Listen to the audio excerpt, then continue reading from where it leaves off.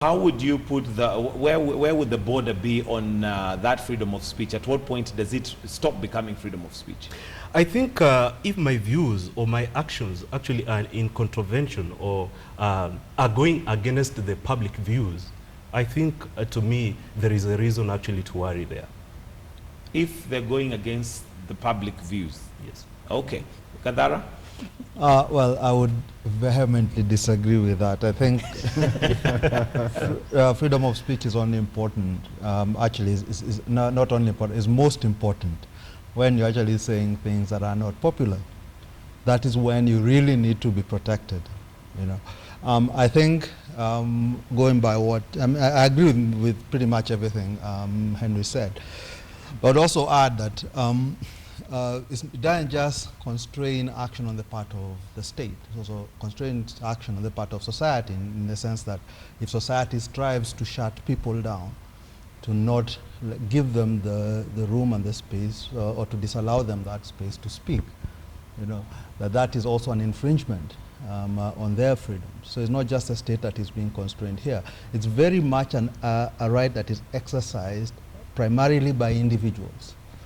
And it is society itself that is restrained from stopping individuals from expressing themselves, from saying things that society might not like to hear, because lots of things that we say today, that may be considered bad today rather, become quite important tomorrow. And societies are known to run, to sort of have a hard mentality. So at one point you might find, as happened in Germany, it is okay to take aside a section of the population. We've also seen it here, you know, with the Somalis, you know.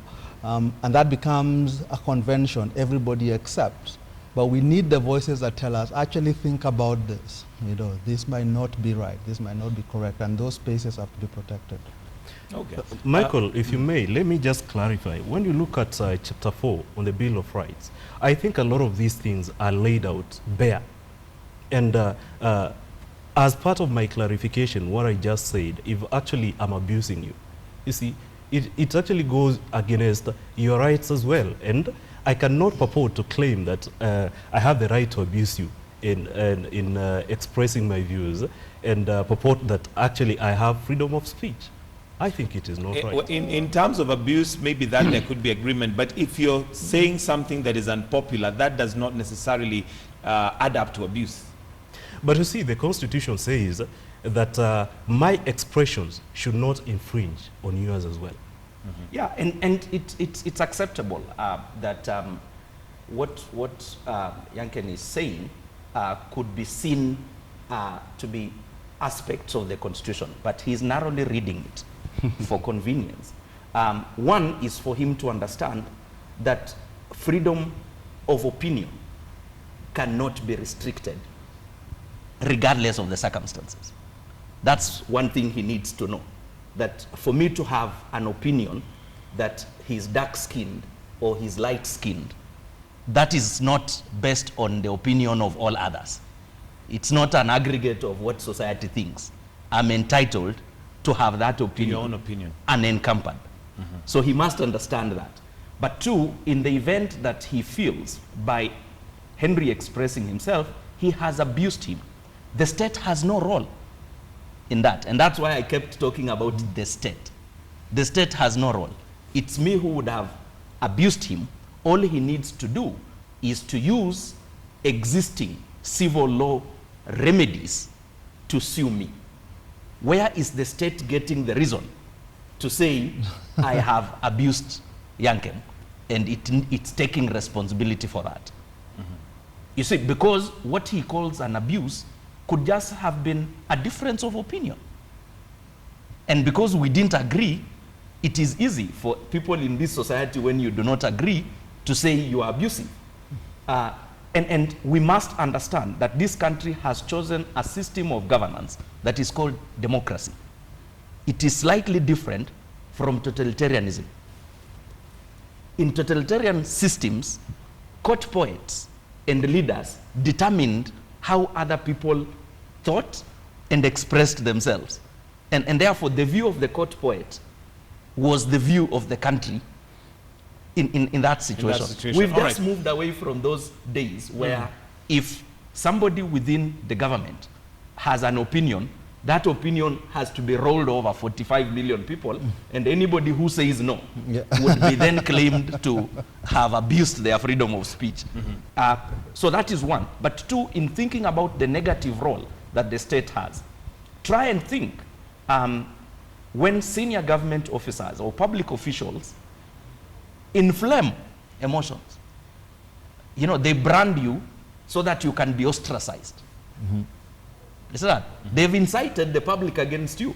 How many times do we see the state machinery saying, come on, as a public officer, you cannot do that. You cannot do this. We tend to see this law being applied to a Kenyan who might have 3 or 4 followers on Twitter.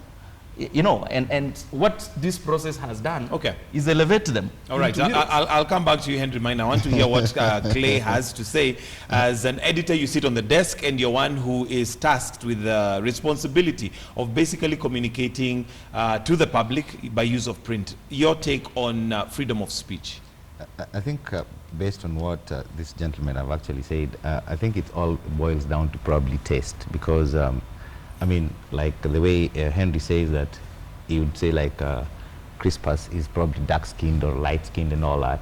Yes, it depends. You can actually decide, okay, fine, I am light-skinned, you're calling me dark-skinned, that is probably an insult. For me, still, I think still Henry has the right to say that. He has the right to an opinion. He has the right to an opinion, and he has the right to say that. And that's why we end up with something like, okay, fine, I disagree with whatever you say, but I'll defend your right to say it, you know. So it's all about a matter of taste, because sometimes also when we get the kind of stories, and just to give you an example, some years ago there's an editor, there's a minister who sued me for calling him an idiot in print. There's another one who sued me for actually writing that he's a fisherman. Okay, both of them lost the cases. The other guy proved that he's an idiot. He never used to turn up for the hearing. This other one, calling somebody a fisherman based on where he comes from is not a crime. But for him, he felt that because he's an MP, I cannot impute that he was actually a fisherman.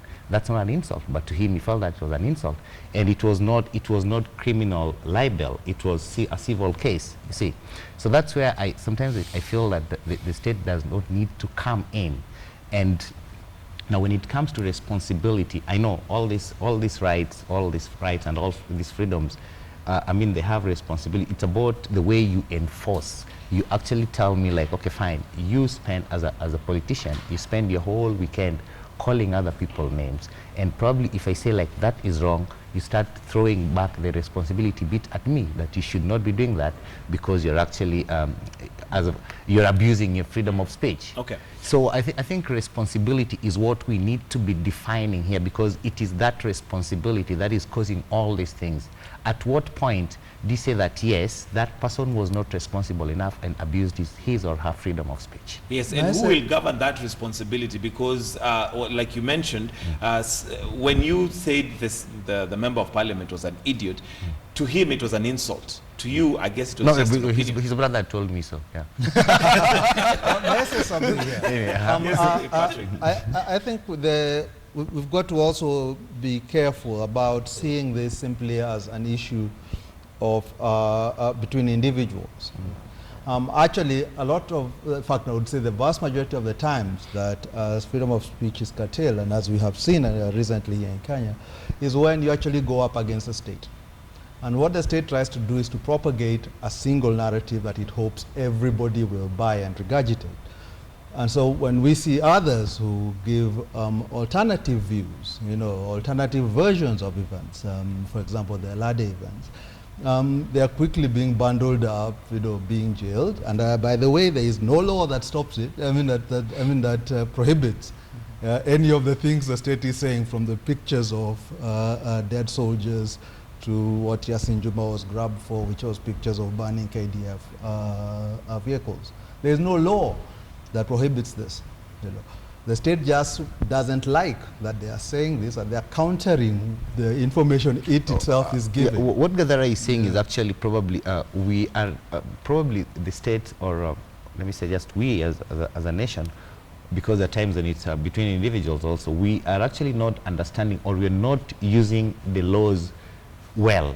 we're not applying them well. We actually tend to apply them arbitrarily, like in the case of the soldiers. And I think we're doing that because basically we are thinking with our hearts. Well, again, it's not we. Let's understand this. It's the state that's doing this. And the reason it's doing it, it wants to propagate one single narrative.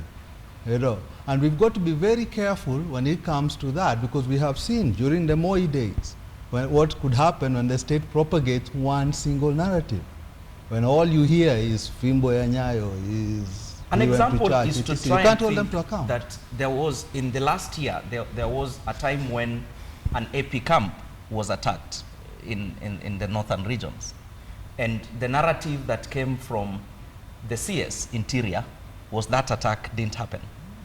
While from Office of the President, the government spokesman had sent condolences.